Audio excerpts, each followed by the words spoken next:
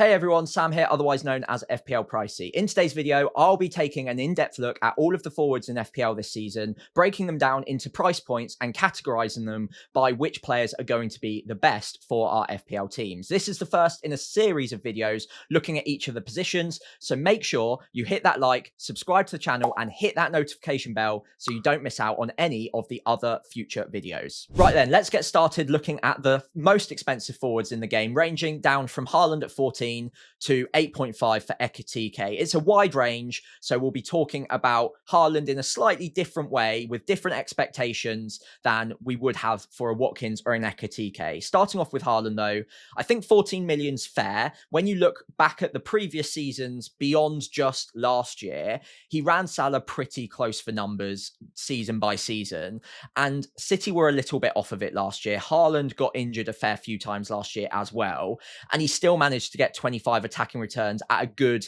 rate of like underlying data per game. So 0.72 XG per 90. Still very positive in what was an off season for City. So I expect City to take another step up. If Haaland can stay fit for the year, he's going to still be a very good FPL asset. I think the problem is, because he's so expensive, it gives FPL managers a bit of a decision whether or not to try and squeeze both him and Salah into the same draft, which is proving to be difficult, although I'm open to it. So drop a comment below if you've managed to do it and you've found a draft that you like, and also drop a comment if you want me to try and make a video with both of them in a draft and see what I can come up with there. But it is more difficult than in previous seasons to get both of them into a draft. And because Salah had such a good season last year, a lot of managers are skewing that way rather than with Haaland. So if you want to go differential and you want to give yourself the maximum upside, but obviously the bigger risk of it all going wrong, then maybe going with a Haaland instead of Salah draft could be an interesting way to play it this year, considering that Haaland is under 20% owned and we know how explosive he can be. So I think it's a fair price, and I'm expecting him to have a very good season, but he's currently not in my draft because I still expect Salah to slightly outperform him. But that's going to be a close contest yet again. So if Haaland can stay fit, there's nothing to suggest that he can't beat Salah this year, and managers who go with him instead of Salah might cash in on that if Salah has a little bit of an off year. After that, you've got Isak at 10.5. If he did stay at Newcastle, I think it's a really interesting pick. The first two fixtures are probably not that intriguing, and I hadn't included him in any of my drafts to start the season for those two fixtures. After that, it does get a little bit more positive. So you could hold him through those two and go to Leeds in game week 3, where he is probably a good captaincy option. He also actually beat Haaland for points per game last season. That's the right-hand side column there, PPG. 6.2, very, very good. And he proved that he could be a good captaincy option at times last year too.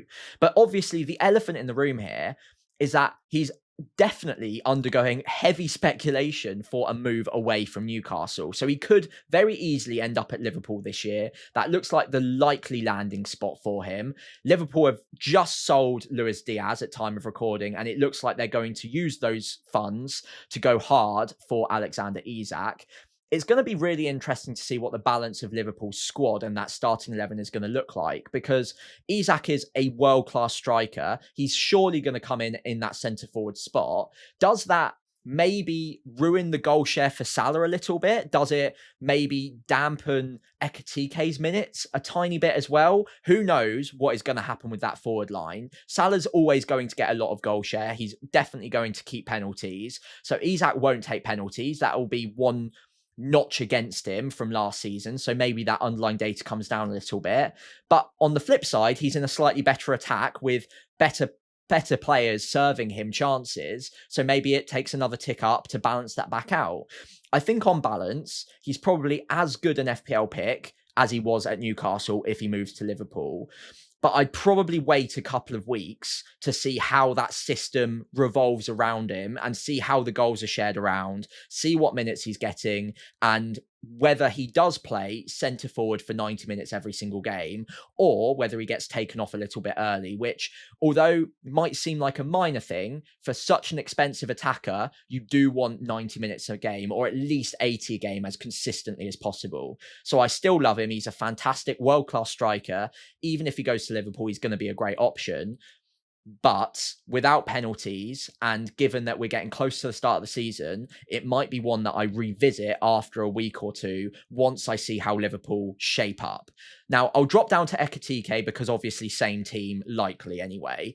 Ekatike at 8.5 is a very tempting price point. I think they've priced him very well there.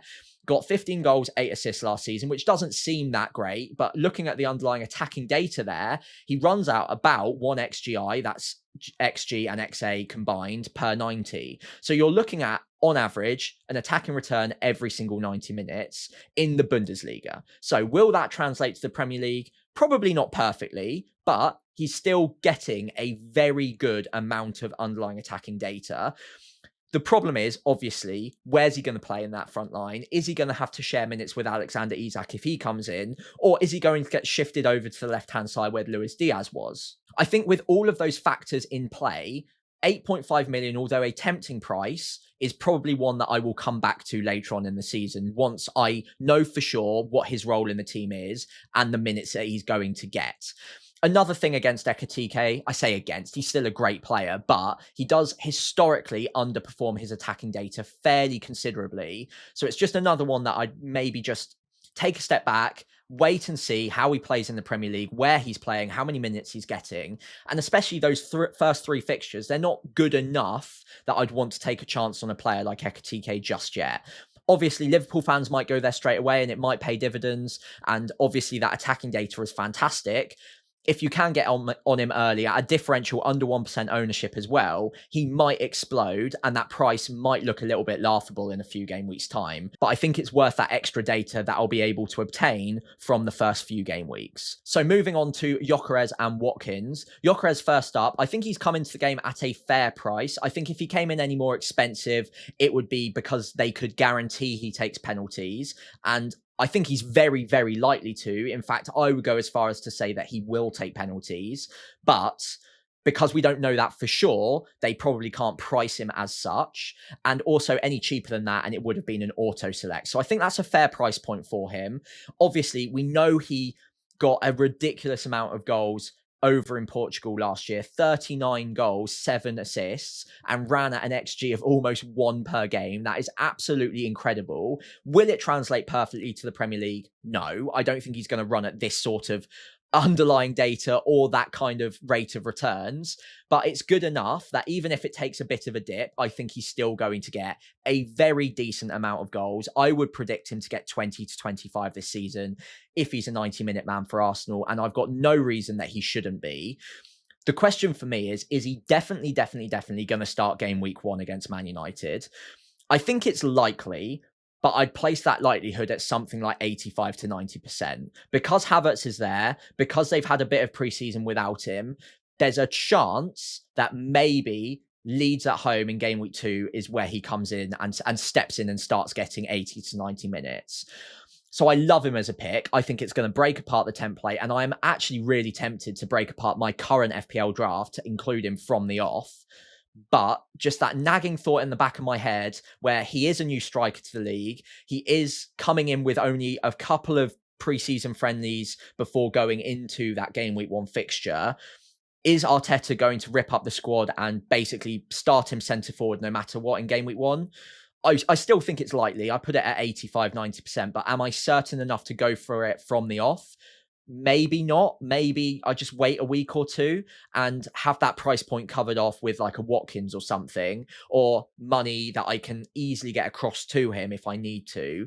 I think that might be the way I play it, but it is really tempting. And in the next 2 weeks, there's going to be a lot of hype around him. If he plays well in a couple of pre-season friendlies and looks natural in that centre forward role, then it's going to be tempting to go with him from the off, considering that underlying attacking data. So I think I'm going to wait on it, but don't be surprised if come game week 1, I change my mind, because he's such a good striker. I'm willing to change my mind on that one. Finally, Watkins. I think he's a player that is being overlooked, under 10% ownership. The data last season was good, but he never really got the minutes because he was sharing them with John Duran in the first half of the season, Marcus Rashford in the second half. But he doesn't have either of them to compete with this year. I don't think he'll take penalties, but it's, I suppose, possible that he might stick his hand up and take them. I don't think it's going to happen, though. Even without that, underlying XG of over 0.5 is very decent. And the season before last, when he wasn't sharing minutes, he was an output merchant. I think he was running at over 1 attacking return a game, which was a massive overperformance, but we know what he's capable of.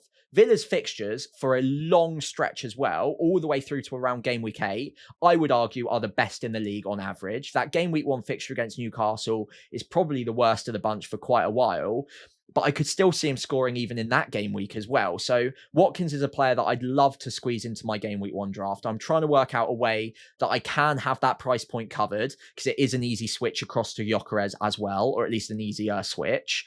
And I think Watkins, of his own right, is a very good FPL pick too. I've currently got Rodgers as that Villa spot covered.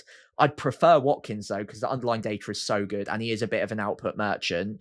He is going through some transfer speculation, so keep an eye out on that. But I expect him to be Villa's centre forward come game week 1. And as long as he is, I think he is also a very good FPL pick. Now, I think this price point, the 7 to 8 million strikers, is the most interesting discussion in this video today, and also probably one of the more interesting discussions in FPL as we create our drafts ahead of game week 1. Loads of really good options here, all of them in the Premier League last season, and that little added complexity of Jarrod Bowen being added into the game as a forward rather than a midfielder muddies the waters even more.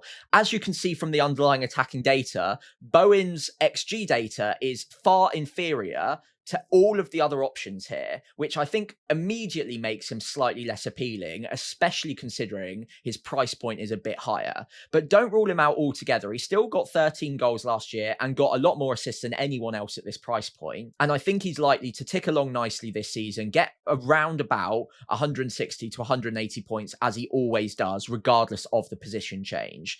Now, a quick one to note here, the points per game are the highest out of anyone on this spreadsheet, but that's because he was a midfielder. If this was as a forward, he would have lost a few bonus points, lost some of the points for the goals, because obviously you get less as a forward. So that would have dropped down to around about the level that you're looking at for a Wissa, or maybe even slightly below that as well. So around about 5 points a game. So still not bad, but it does take a little bit of a dive. That opening fixture against Sunderland is tempting. So if you want to get off to a good start, then Bowen is always going to be a pretty interesting pick. But it's that extra 0.5 million and the fact that the data, the underlying XG data, is so far inferior that does put me off him ever so slightly. But we know the minutes are good. We know that it'll tick along nicely, so he's never a bad pick. Those 7.5 million strikers, I've picked out most of the ones that I like, but there are obviously others. I can't include them all in this video because it would take hours. So if I've missed one that you really like, leave a comment below and we can chat about it, no problem at all. But I think these are my favourites. Wissa would have been my favourite and was in my game week 1 draft when I first loaded up the game. But the transfer speculation around him now makes him a non-pick. He could go to Newcastle. It looks pretty likely that that's the way he's leaning right now. Obviously left the training camp for Brentford over the summer. So I think he's even refusing to play for Brentford again at time of recording. So he's a non-option. If he gets his move, then we can talk about him again. But because we're getting quite close to the start of the season, it still makes it a risky pick, and you never know how he's going to bed into a new side. So it's unfortunate on Wissa, but the underlying attacking data was so good that if he does get a move, or if he goes back to Brentford and says, okay, I'm happy to play, then I think he becomes an option again.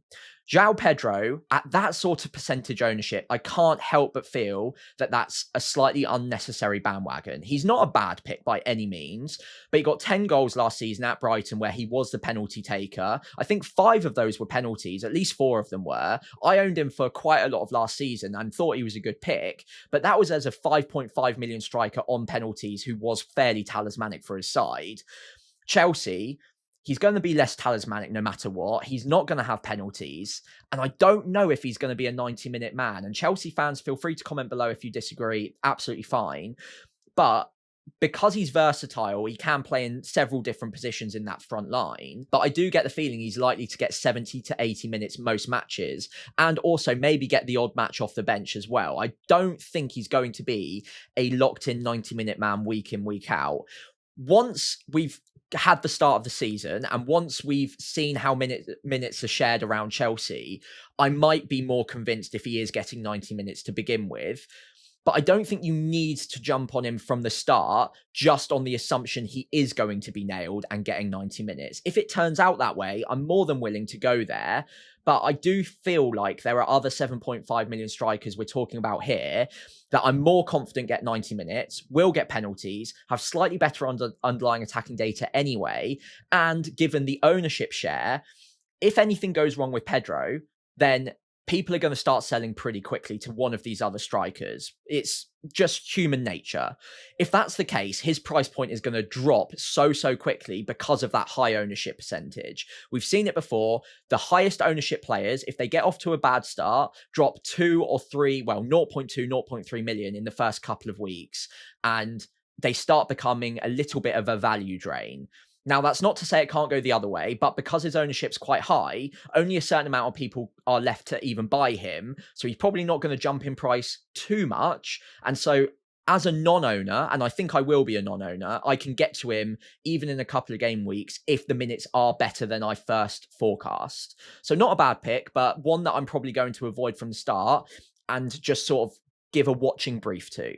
After that, you've got Mateta, Wood, Solanke, all 7.5 million. Mateta has penalty share with Eze, but I'm not confident that he will always take penalties. There's also a little bit of transfer speculation there as well, and he doesn't always get the best minutes. Towards the end of last season, it might have been because of the ear injury, but he was getting brought off early, and I like him as a pick, 14 goals last season, but I don't know if he's a standout pick at 7.5 million considering the opening fixtures. So once those opening few are out of the way, maybe by game week 4 when they've got Sunderland, I can have another look at him. But to begin with, I'm not convinced that he's the way that I'd personally go. But 6.4% ownership, perhaps he's getting overlooked. So don't discount him. If you think Palace get off to a better start than they usually do, then he could still be a good option. But I'm not massively confident that he has penalties all of the time.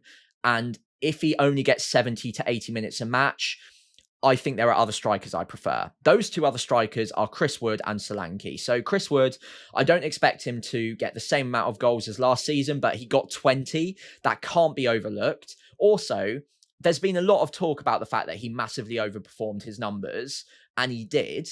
But 0.41 XG per 90 isn't bad. It's not terrible. And considering he's on penalties, he's going to get 80 to 90 minutes a match, especially for the first few game weeks. Although I don't think he's going to be as good a pick as he was last season, and therefore definitely not as good value, that doesn't mean he's a busted flush and he's not going to get goals and he's not going to get points. So I would fairly confidently predict he gets between 10 to 15, 16 goals this year. And those first three fixtures, in fact, even after Arsenal as well, I think they play the two promoted clubs, or two of the promoted clubs. I think it's a good enough start to still go with Chris Wood from the off. And if you're not as convinced on a João Pedro like me, or you think Solanke's being hyped up a little bit too much, which there's definitely an argument to suggest that, Chris Wood's a pretty safe pick. You know he's going to get a decent amount of attacking returns. You know he's their talisman. You know he's on penalties. So I really don't dislike that as a pick. And if you want to go for that safety net of just someone who's going to tick along nicely, get the odd penalty, get the odd attacking return, I really don't mind Chris Wood whatsoever with those fixtures. Solanke is kind of the bandwagon this season, and everyone's talking about him right now. He's rising in ownership. He's nearly 20%. I wouldn't say he's template yet, but the amount he's being talked about means that he probably will end up being fairly template. That Burnley fixture is doing a lot of heavy lifting there because it's such a nice home fixture to start off the season. But the underlying attacking data is slightly better than Chris Wood's. I think he was unlucky not to get more attacking returns than he did last season. And let's face it, Spurs were a dysfunctional side. Under Thomas Frank, I expect them to take a step up. And we've talked about it so many times already. I don't want to bore you to death with it, but Thomas Frank does get the best out of his centre forward. He gets them high XG chances fairly consistently, and you think that Solanke is going to benefit from that. He had a bit of a patchy injury record last season, and he pulled out of the most recent match with a small minor knock, I think it was. So nothing too worrying, but it is just something to keep a watching brief on. It's not something to be completely disregarded as nothing. Just make sure that he is going to be someone who's reliable to begin with at the start of the season, someone that has no injury doubts whatsoever.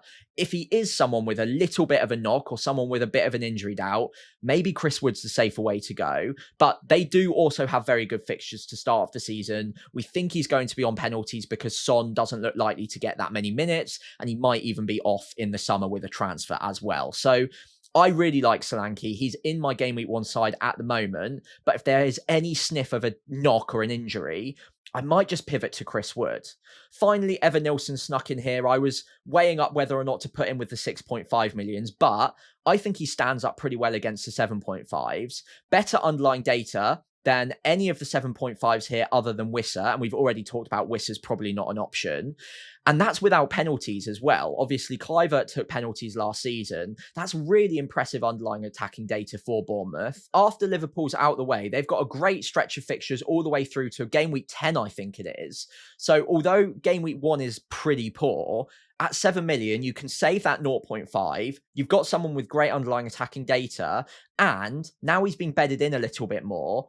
Would you expect that to improve? I think maybe. I think you could expect a slightly better season from Evan Nilsson this year than his first season in the Premier League anyway.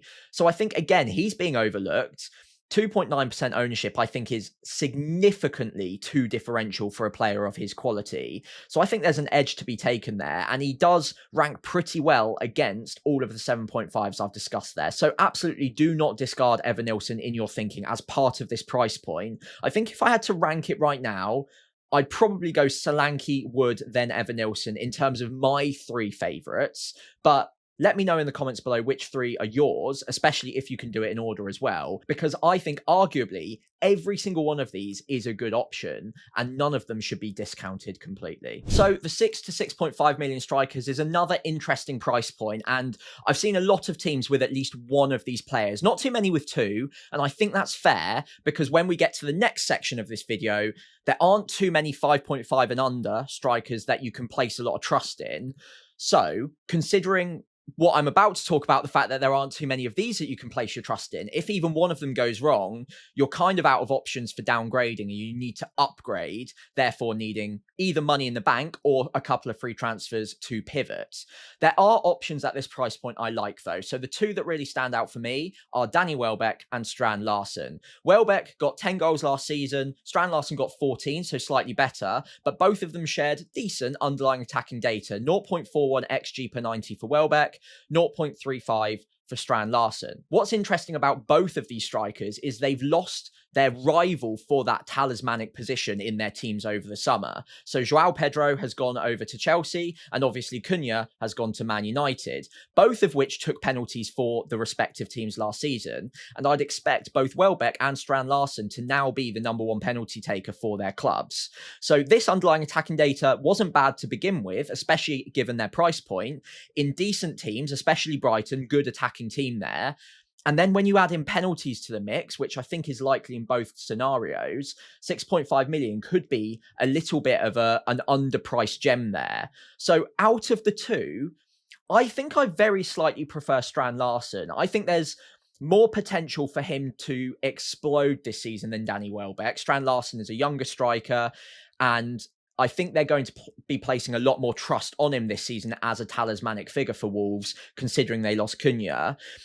Because he already scored 14 goals last season without penalties, I think he could repeat that this season. Wolves will be damaged without Ait-Nouri or Cunha, obviously, but I think he's going to take a step up. And although that first game against Man City is not the best, the run after that, although it might not look it on the next 4, the extended run is actually very positive for Wolves. So I've got a gut feeling that Strand Larsen's going to have a pretty good season this year. He won't be sharing the penalty duties. He won't be sharing talismanic responsibilities alongside Cunha. He should have them all to himself. So I think he's my pick of the bunch here. Welbeck close afterwards, but he does every now and then have injury issues. He's never scored more than 10 goals in the Premier League season, and he's had a lot of those to have a crack at 10 plus. 15 attacking returns last season, not bad at all. And I do like him. He gets good points per game and he's not that highly owned either. So by no means is he a bad pick. I think I slightly prefer Strand Larsen, but it's a close one. And Danny Welbeck is also a good shout. After that, you've got a few other 6.5s. Now, I'm not going to talk too much about Haaland because, let's face it, no one's picking him. 0.9% ownership, and the attacking data was very poor last season. You'd have to see a big jump before anyone went there. Raul Jimenez could be tempting, not loving the opening 3 fixtures, but they're not terrible. And I think maybe there's an argument he's been a little bit overlooked, considering there's rumours about Muniz leaving in the summer. If that's the case, then Raul Jimenez might not share minutes up front, so he might be a little bit more nailed, and therefore he might be a slightly better FPL pick. Delap, unfortunately, I'm not that convinced gets the minutes right now, considering they've signed João Pedro. Jackson's still not left, so I think at best he's going to be a rotation option, so I'm not tempted to go there from the off, although obviously if he gets a run, then it could become tempting at 6.5 million. And then the last 2, you've got Thiago and Barry. Now, Thiago is not a new signing and didn't get any underlying data to really talk about last season, so because of that, I went to the previous season when he wasn't injured, and obviously he was injured for the lion's share of last season, and his underlying attacking data, I think it was at Club Brugge the season before, was actually really decent. And if Yoane Wissa gets his move, which he looks likely to do right now, obviously he's left the pre-season training camp, we've already discussed that, Thiago is pretty much the only central striker that they can rely on. Obviously they've got Kevin Schade as well, but he's not a central striker. Thiago looks very likely to be playing that number 9 role, and at 6 million, he could be a very good budget pickup. Good underlying data in a obviously inferior league, not bad fixtures to start the season, and he's got a good goal record too. So keep an eye out for him, especially if Yoane Wissa gets his move. 6 million could be a really good value pick. Not quite as convinced on Barry. Now, again, he could be a really good pick eventually, and that first fixture against Leeds is decent, but Beto's not a bad striker. We'll talk about him in the next section, and I'm not massively convinced that Barry just walks in and gets the starting spot from game week 1. I think they're going to fight it out, and Barry is likely to come in and get that starting spot eventually, but I couldn't guarantee that from game week 1. So I don't know if I could pick him as an FPL player now. After a few weeks, if he gets a little run and looks like a confident striker, he's scoring goals, he's getting good chances, the XG data looks good, then maybe I start becoming a little bit more confident in him as a pick. But as long as Beto's there, and as long as they're only playing 1 up top, I think it's going to be a brave FPL manager who picks Barry over Beto, or vice versa, to be fair, because I don't think anyone could be completely confident which one is going to get the better minutes for the first few game weeks. Finally, let's take a look at some of the budget strikers. Those are the strikers 5.5 million and under. And I have to say, this year, there's not tons to work with. There might be a few opportunities, though, so it's worth running through the options. We've got the promoted strikers, so we've got Fleming, Pirot, and Mayenda. Obviously, Burnley for Fleming, Pirot Leeds, and Mayenda Sunderland. All 3 of which did okay in the Championship, and all 3 come in at 5.5 million. I think the problem is that even though their goal ratios last season wasn't terrible, especially Pirot's in isolation, you don't expect them to necessarily cross-pollinate or translate to the Premier League that easily. So Fleming only scored 12 goals anyway, at a goal every 3 games in terms of the XG per 90. And considering Burnley's underlying XG data wasn't too fantastic in the Championship anyway, I'm not sure that he's going to be much of a goer for FPL this season. Pirot, 19 goals in the Championship, so he'd probably be my pick of the 3. But again, that translating into the Premier League isn't going to be all that special. And some Leeds fans I've spoken to anyway are a little bit concerned about what sort of minutes he might get in the Premier League. They might still be sniffing around for a striker. So watch out for that. But 19 goals is the best of the bunch of the 5.5 million strikers last year, and not bad underlying data either. So it might be worth a punt, especially considering game week 1 is up against Everton. Mayenda as well. I think the problem with Mayenda is he didn't actually start that many games. The underlying attacking data wasn't terrible, and Sunderland's fixtures out of the promoted clubs are probably the most appealing when it comes to picking them for FPL. The first 2 not looking too bad. Brentford after that also not too bad a fixture. But Mayenda only started, I believe it was 22 Championship games last year. He shares that striking slot and only scored 8 goals in the Championship anyway. So although he's 5.5 million, I don't think that I would be relying on him as a starter in my FPL side. Maybe a bench option, but I think there are 5.5 million midfielders that I'd prefer to have as a bench option and just go with 3 proper strikers rather than the inverse, which is 3 strikers, but the 5.5 million striker on the bench most weeks. It doesn't seem as strong to me. Perot would probably be my favourite of those 3, but I would probably look towards a Beto or a Muniz, possibly, if I was looking or fishing around this pond. With Beto, I think he's probably my favourite of the bunch right now, if he can hold his starting spot ahead of Barry. Barry comes in, obviously we've talked about him with a decent amount of pedigree. I think that he'll probably lose his place or fight for his place against Barry. So the minutes are going to be shared at best. But maybe for the first few game weeks, he is going to get the nod. Leeds away from home is a good starting point, and he had the best points per game of the 3 strikers that were in the league last season. 8 goals as well, good underlying attacking data. I don't hate it as a bit of a short-term punt if you're wildcarding fairly quickly, but I think long-term the minutes are going to be sketchy. Muniz, I've included on this because I don't expect him to start all that often for Fulham, although every now and then he does get little runs in the team. But if he is playing, his underlying attacking data is actually pretty strong, strongest of the bunch here and stronger than a lot of the 6 million strikers. So if he gets a move, which is rumoured, that might be one of the strikers Leeds are looking at, by the way. If that's the case and he gets a move, that underlying attacking data and the Premier League pedigree would be a pretty good fit. And at 5.5 million, if he is a 90-minute man, then I would be very tempted to go with Muniz. Probably not from the start, though, because we're getting close to the start of the season, and any transfers made now, they're going to be a risk to start game week 1 unless they are box office signings. Nketiah, unfortunately, just doesn't get the minutes, and although the data's looking good, I just couldn't rely on him as an FPL pick either. So of the bunch, Beto right now, Muniz if he gets a move. Obviously, one of the promoted strikers might end up being a bit of a budget gem, but I probably wouldn't be placing too much trust in them to start with, considering all of the factors I've already spoken about. If you enjoyed today's video, leave a like, hit subscribe, and obviously hit that notification bell because I've got the midfielders and the defenders all broken down by price point coming later this week.